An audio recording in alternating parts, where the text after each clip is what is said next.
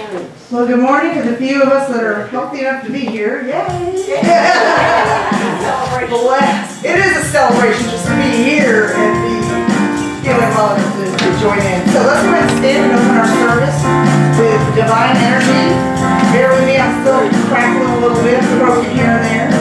But I'm getting there, thanks God. You ready? Divine energy flows through me, healing my spirit, body, and soul. Divine energy flows through me, cleansing my thoughts and making me whole.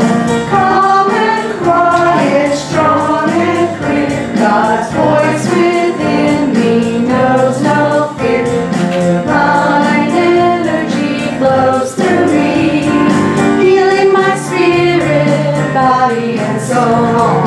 Calm and quiet, strong and clear, God's voice within me knows no fear. Divine energy flows through me, healing my spirit, body, and soul.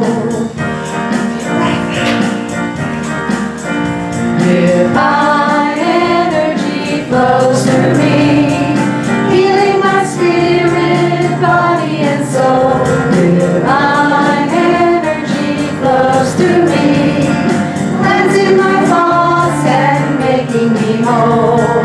Calm and quiet, strong and clear, God's voice within me knows no fear. Divine energy flows through me, healing my spirit, body, and soul. Calm and quiet, strong and clear, God's voice within me knows no fear. Divine energy flows through me, healing my spirit, body, and soul. Healing my spirit, making me whole. Get a deep breath. Say good morning to your fellow neighbors. Let's avoid the germy touch, but let's say good morning with a loving look and namaste. How it's doing. Little Sue Riley song. Some good stuff. Some amazing people in unity, you know? Including us, you know. Just reminding you, we're amazing as well. Don't forget it. You ready? Okay. Let there be less of me. Let there be more of me.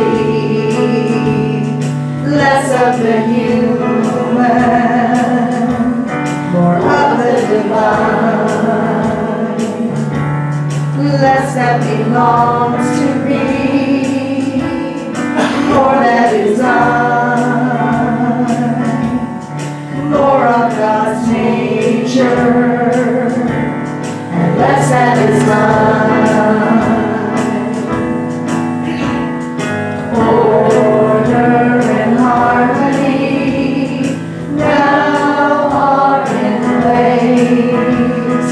Where there is harmony, discord will cease. Where there is harmony, there will be peace. Not personality, individuality. More of the Christ self shining through me. Teaching humility, let me serve and be. Give me serenity, selfless and free. Order and harmony now are in place. Where there is harmony, discord will cease. Where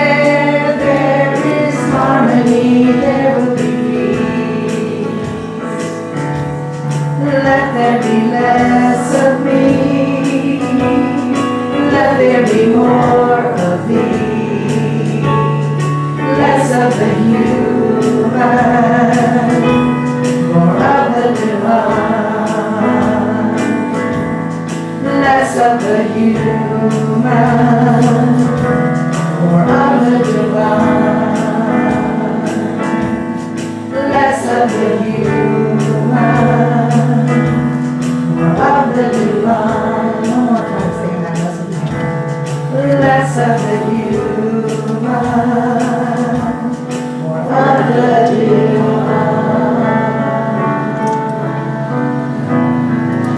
Beautiful. Have a seat, please. Now, Reverend Wanda Gail will read the daily word.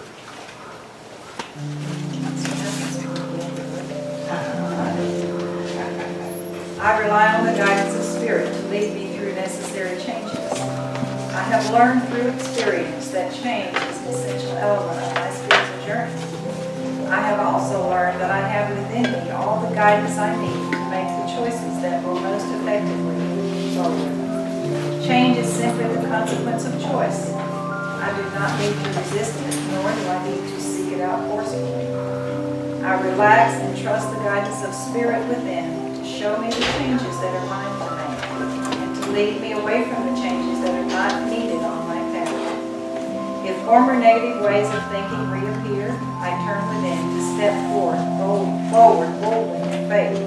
I rely on the guidance of Spirit to lead me through the necessary changes. I am about to do a new thing. Now it springs forth. Do you not perceive it? I will make a way in the wilderness and rivers in the desert. Isaiah 43:19. Oneness, awareness, letting go of the personality, becoming aware of that individuality, that what we are that is of God. We are individuated expressions of that divine. Breathe into that. Ask, gently ask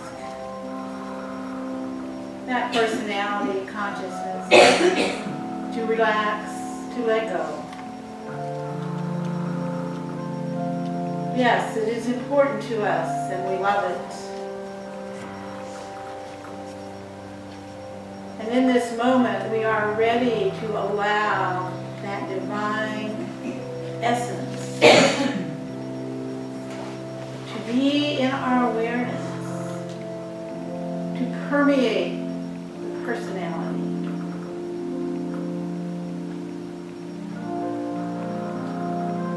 And let us make that request from within us that as this divine essence permeates our personality in this moment, that it continues to do that. It continues. It is our choice in this moment. It is our choice in this moment to let this God awareness reach out, to know that we are all connected here in this space. We are not separate within these bodies. We are connected.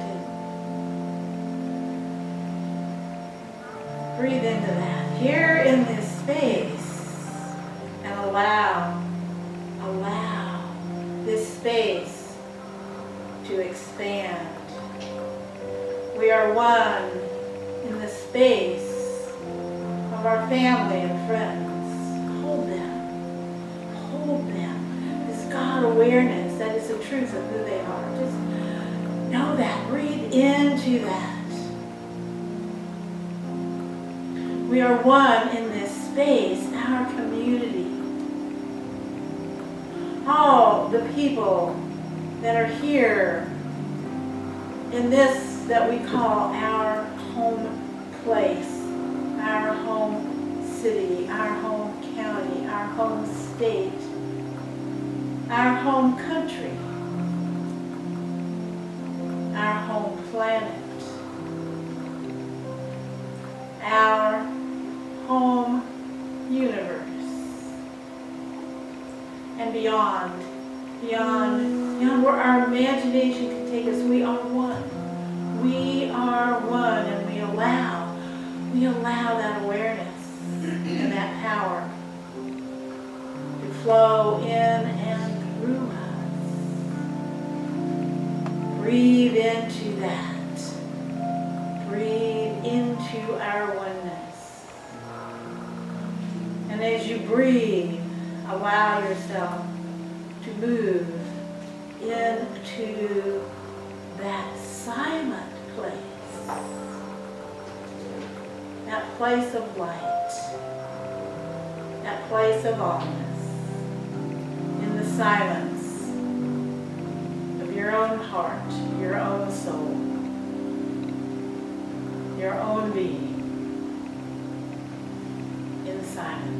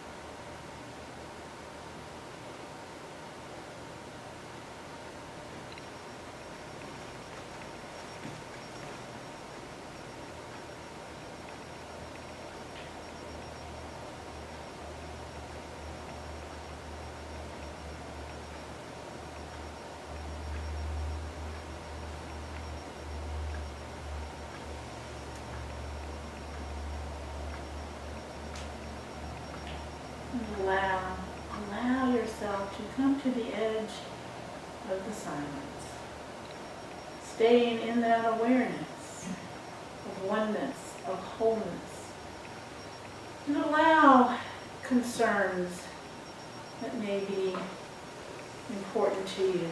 Just allow those thoughts to be here in this moment, holding that, in that awareness.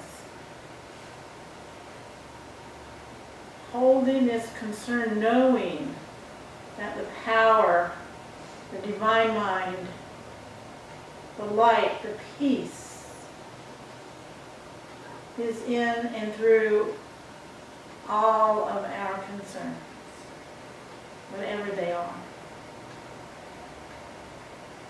And reaching out to those that you love and those that you don't love.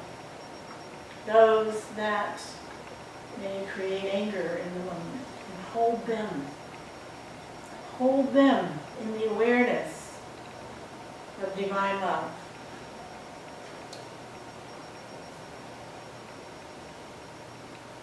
Hold the situations that look less than divine in our world, to know we are transformers that send and include and embrace and bring that divine energy into all that is.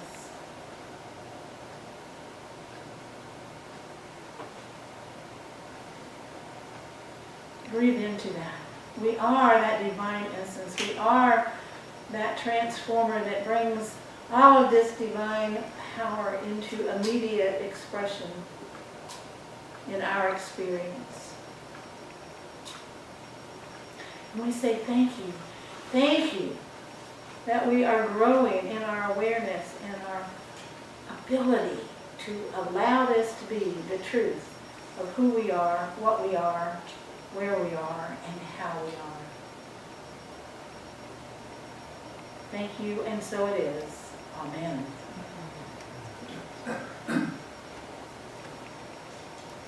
Who we are, where we are, what we are. All this wonderful divine energy.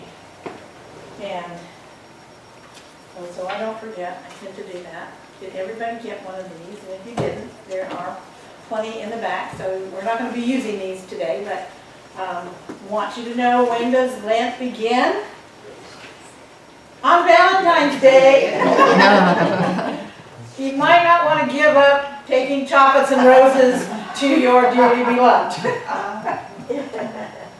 But how does Unity celebrate Lent? What is that in unity that we are choosing to give up during that time?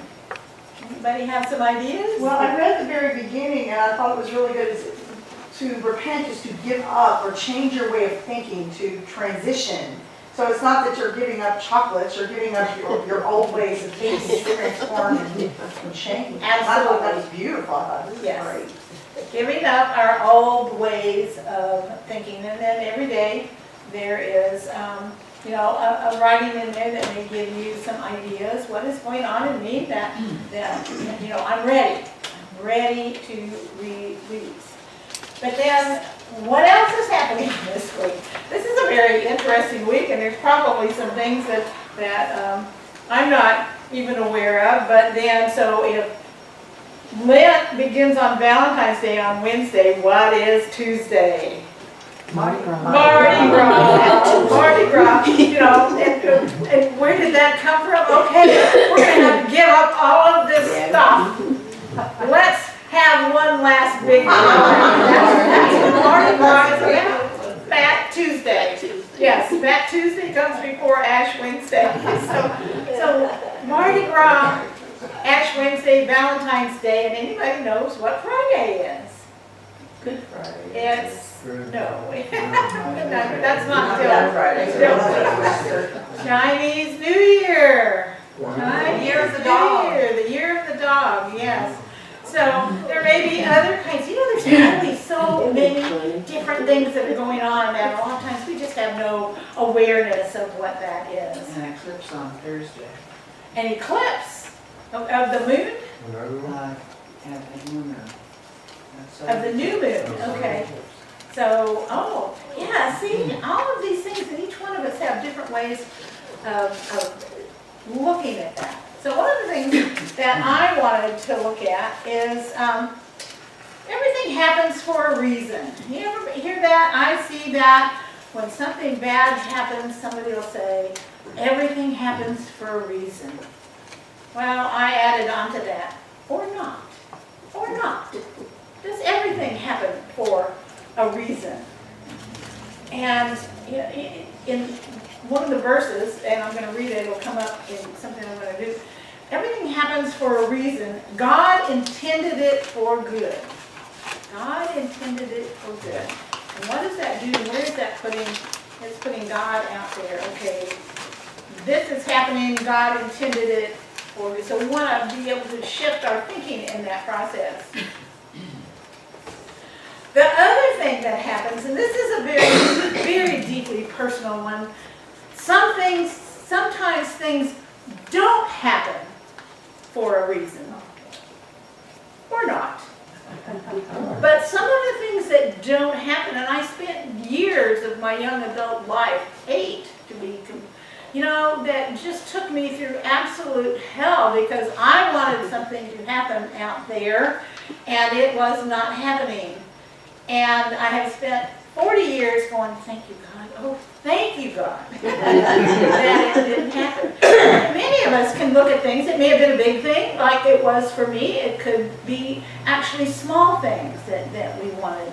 One of the things happens, we have all these expectations, and we want it to do this, and we want it to do that. And the fact that it didn't do this or that can be, oh, I am so glad. So we want to kind of look at some of these phrases, or those phrases in particular. So here's the daily word from Friday that I thought really spoke to this. The book of Genesis shares the story of Joseph, a young man who was sold into slavery by his brothers. Remember the story of Joseph with his coat of many colors? Yet even in the face of injustice, Joseph held to the inner knowing that God intended it for good. So that inner knowing, and that can be what changes something. That can be a catalyst for when something devastating happens. But having a knowing that God, and what is God, that I am that creative power, and I can intend that for good. I'm going to know that this is. This knowing served as a foundation for forgiveness. Whatever I am facing in life, I proclaim the good in everything.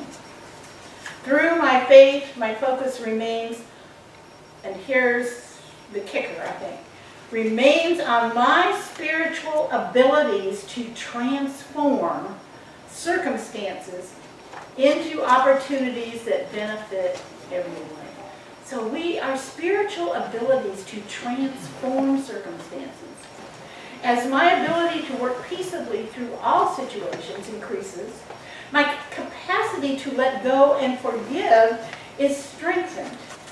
I feel the freedom and joy that comes with absolute forgiveness. As we talk about, as it comes up in lessons, as it's coming up on our Wednesday night, as we've gotten to the phrase in the Lord's Prayer, forgive us our debts as we forgive our debtors. This idea of forgiveness is so powerful. And sometimes when things happen, our ability to let go of those, if we don't use that ability to forgive is stifled. I look for the good in everything and everyone. And then the Bible verse is, even though you intended to do harm to me. So remember the story of Joseph. Now he's at the apex of a career in Egypt where he has helped Egypt survive the 7 years of famine, and his family is coming to him asking for food because the famine was well advanced where they were living. And so he's saying, even though you intended to do harm to me, he's talking to his brothers, God intended it for good. So we think about that transformative process. But we live in a real world, and last week I had an opportunity to kind of play with this a little bit. So I was at the hospital with a church member who was going into surgery. And all was well with me. I was able to be with her and her daughter as she was waiting to go into surgery. And so they took her away, and we're out in the waiting room, and I'm beginning to feel something's not quite right. But I thought, maybe it was something I ate, and I had just eaten a cracker that the daughter had offered me, and so things were okay. And then the doctor comes and calls us in and to tell us that she was okay, the surgery, and the surgery was actually double what they expected it to be, but it was absolutely perfect what it was intended to be. But they weren't real perfect in here, and so we go out, and he says, and you can go in and see her then as soon as we get her transferred into her room. And so we're sitting out there, and finally I realized I need to leave or go lock myself in the ladies' room. So I tell the daughter, I'm so sorry, I cannot stay. Something's not right, and I struggled I said, okay, I'm going to get in the car and see if I can get home before things happen that I don't want to happen. And I got home, and I got into bed, and I was cold, and I piled out the quilts, and I'm just laying there feeling absolutely miserable. You know what it is when you're nauseous. Oh, am I going to lay here just going, oh, I'm so miserable, until the miserable goes away. And so I got thinking about, okay, everything happens for a reason.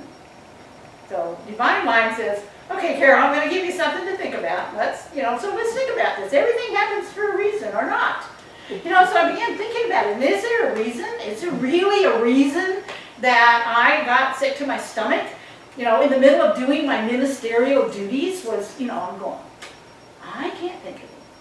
I can't think of anything on there. Looking back, so this was actually a week ago because Dean was our guest speaker last week. And so, looking back, no, I cannot come up with a reason. This is just something that happened. However, remember my question, am I just going to lay here and feel miserable? And that idea that I was going to lay there and think about that misery was worse than the misery itself. But what happened? My mind got shifted to something else. And while I was there thinking about something else, I wasn't miserable. And eventually I went off to sleep. And I'll tell you some other things next week. I have 4 points for today. This one got developed further. But that idea of when we look at things in and it's important to look at everyday kinds of things. You know, yes, we have really big things that happen in our lives. We have tragedy. We're going to, think about that process, but also to think about the everyday things. And so I thought, so here's the phrase: everything happens for a reason. Now, without me telling you, can you find the fallacy in that statement? One word. Remember what your teachers told you about absolutes. Every, all, never. So the fact that some things happen for a reason and some things don't. As we begin to look when we use those absolutes. And that high idea that God intended it for good. So again, when we use that kind of phraseology, we're seeing God out there. God is doing stuff and intended it for good. Well, you know what? We see all kinds of things that happen out there. We see storms and hurricanes and fires and terrible wrecks, and people do things that create this stuff in their life, and to say, God out there intended it for good. However, again, when we begin to shift, God in here can help me make use of that. And to say, I can create something good out of something doesn't mean it takes the pain away for some of those things. When we think about things like Mothers Against Drunk Drivers, and probably many of you come up with other groups that are doing amazing things, and they were brought about because a tragedy happened in somebody's life. Now, the fact that they brought something out and they used those occurrences to create something amazing, didn't take away the pain of their loss. So the idea that something good can come out of tragedy, so we need to be able to open and think about our thinking and how those kinds of things happen in our lives and what we do about that. We think about what is this divine energy in us? What is it that can allow us to create meaning out of tragedy and chaos?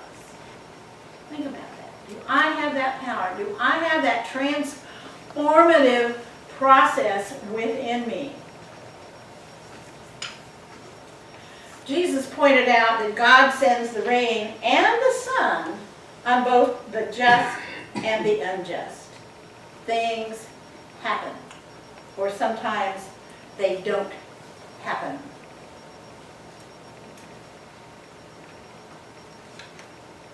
I want to read this passage from Ecclesiastes. Now, I always do this when I do a memorial service. So it's a very familiar passage, but I want you to think about it from this process. Things happen or they don't happen. To everything there is a season. And he does not go on to say, and a reason. He just says, everything happens. There is a season for everything, and a time for every purpose under heaven. A time for every purpose. And what does that mean? All these things that happen out here. There's times, there's resources, there's reasons why things happen and reasons why they don't happen. He says there's a time to be born and a time to die. You can't have one without the other.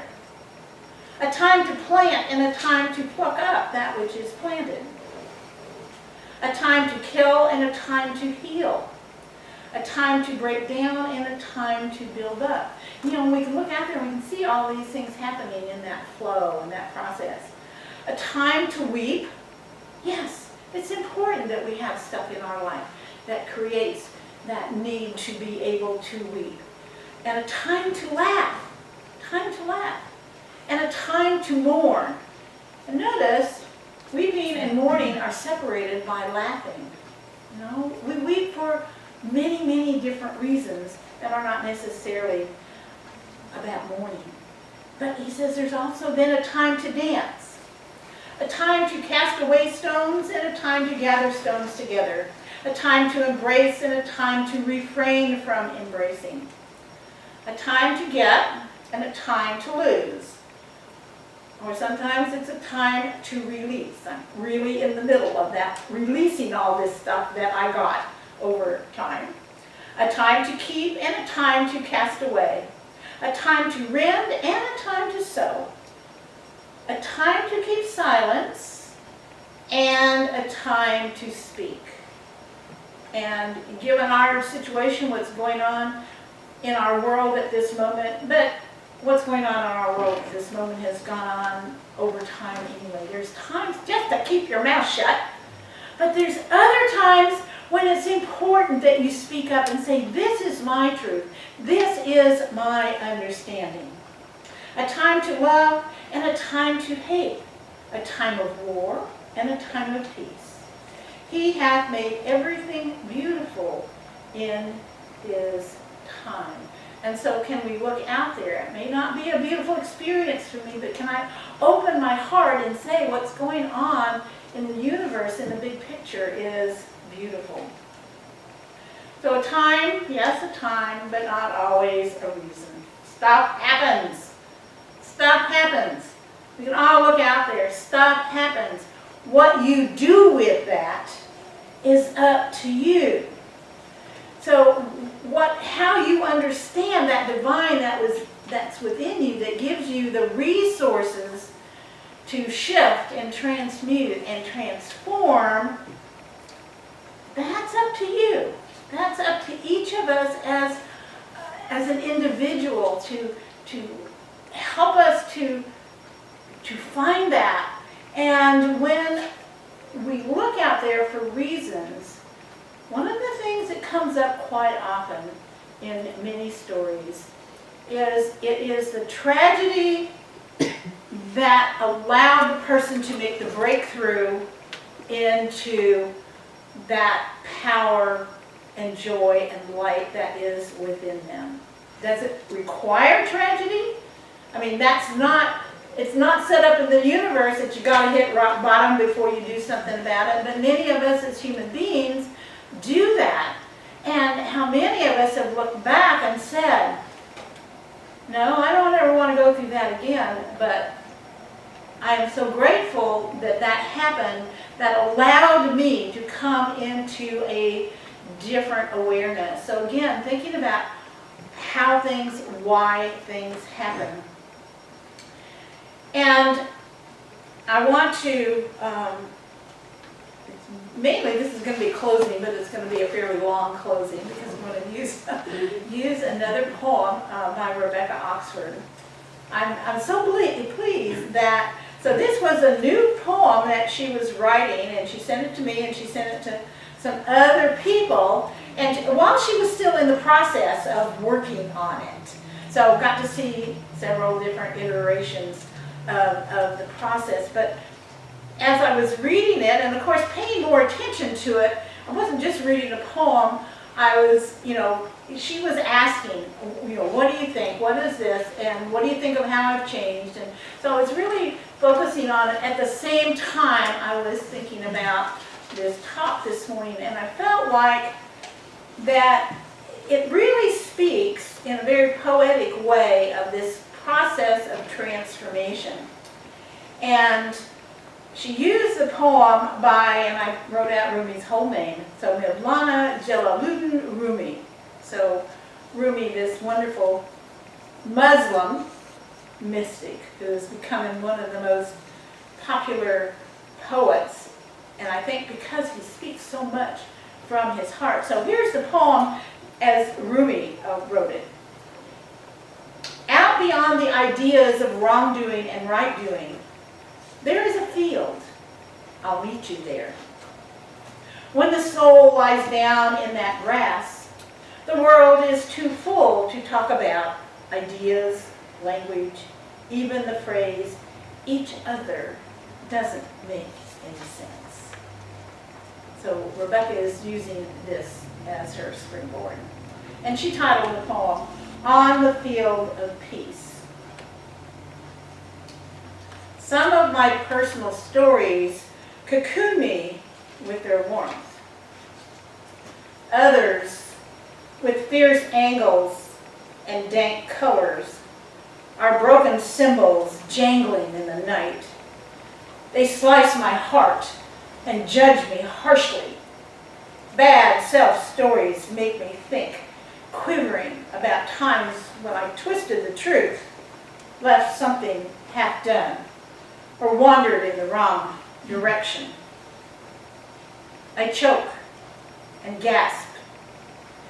How can someone like me have ever been a teacher, a person? And then I added for myself, let me add for myself, a mother. A mother. You know, all of those things, can we all relate to that? My mind spins and tilts. I bite my lip until blood seeps. The cymbals bang, emphasizing the errors of my days and ways. Suddenly, my old friend Rumi, the poet dervish, 8 centuries old, but younger than the dawn, appears in his white robe and tall hat. Grinning, sweeping me into his arms, and laughing with delight. Let's go, he says, come on. He leads me to the field of peace, the spot beyond wrongdoing or right doing. There, on the field, I pull from my mind those jangling cymbals, symbols of judgment. I throw them into a waiting hole in the grass, and I laugh out loud. Rumi hands me a fresh white robe and a tall hat like his. Women can be dervishes these days.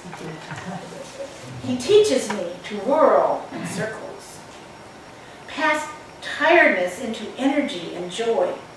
We are the dancers and the dance itself. We are the day's brightness. My dark stories lose their shadowy threat. They become round balloons, red, gold, azure, green. One by one, I grab them and toss them upward. As each descends, Rumi catches it and throws it back to me. It's a game of inner peace, a serious game, a playful game, a game to save my life.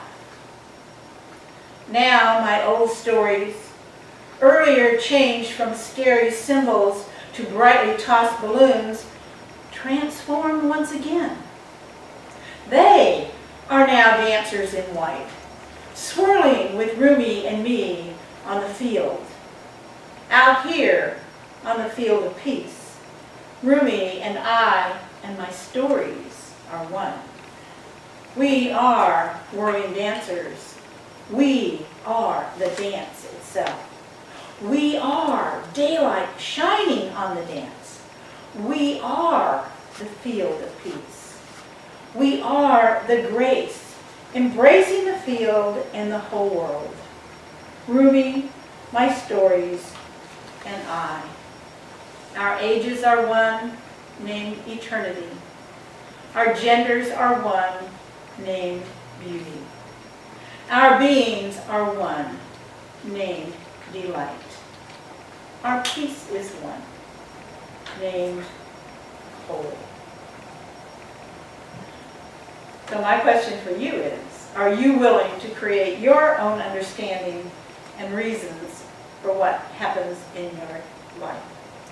Are you willing to let go even when there's no discernible reason? Are you willing to allow that transmutation? Will you accept the invitation to the dance?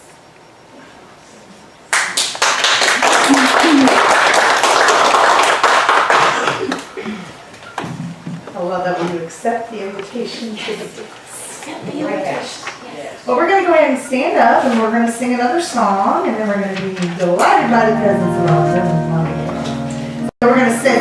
If you want to use the book, it's number 72 in the book, but the words will be on the screen.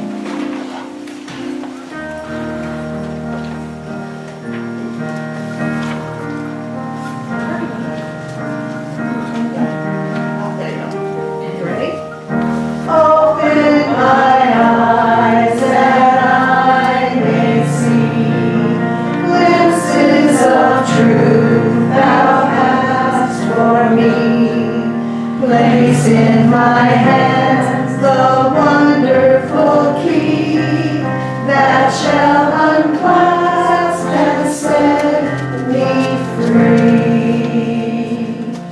Silently now I wait for thee, ready, my God, my will to see.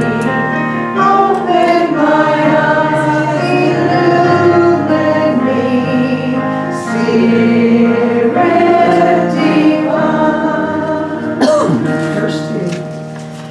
Open my ears that I may hear voices of truth thou sendest clear.